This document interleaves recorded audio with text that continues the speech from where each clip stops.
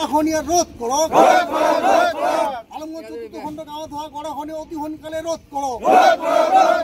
অতি সোনকালে ৰোধ কৰক। মানুহৰ ঘৰ বাৰী ৰক্ষা কৰক।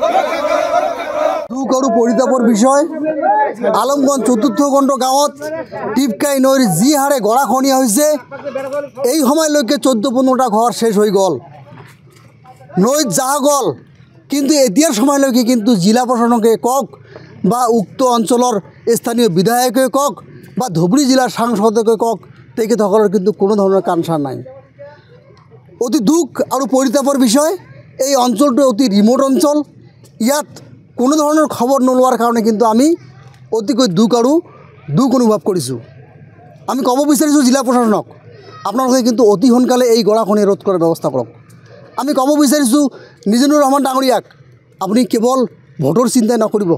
10টা বছৰত আপোনাক বিধায়ক বনোৱা হ'ল, কিন্তু এই অঞ্চলৰ ৰাস্তা ঘাটৰ পৰা আৰম্ভ কৰি এই অঞ্চলৰ গড়াখহনীয়া কিন্তু কোনো ধৰণৰ সুব্যৱস্থা নহ'ল বা গড়াখহনীয়া ৰোধ নহ'ল।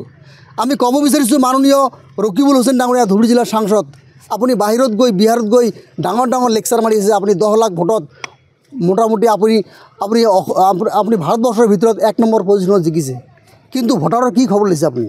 আজি ভোটাৰৰ ঘৰ বাৰী ভাঙি আছে টিপকাই নৈৰ গড়াখহনীয়াৰ ফলত। আপুনি ভোটাৰৰ একো খবৰ লোৱা নাই। আপুনি অতি সোনকালে ইয়াৰ খবৰ লওক, অন্যথায় কিন্তু আপোনাৰ বিৰুদ্ধে, এই গৌৰীপুৰ সমষ্টিৰ বিধায়কৰ বিৰুদ্ধে, তাৰ লগতে বিভাগীয় প্ৰশাসনৰ বিৰুদ্ধে কিন্তু কঠোৰৰ পৰা কঠোৰ আন্দোলন কৰি দিবলৈ আমি বাধ্য হ'ম। তাৰ লগতে অসম চৰকাৰ আৰু বিভাগীয় মন্ত্ৰীক আমি ক'ব বিচাৰিছোঁ যে অতি সোনকালে এই অঞ্চলৰ গড়াখহনীয়া ৰোধ কৰি মানুহখিনিক জীয়াই থকাৰ সুব্যৱস্থা কৰি দিয়ক। তাৰ লগতে খেতি বাতি ৰক্ষা হোৱাৰ ব্যৱস্থা কৰি দিয়ক।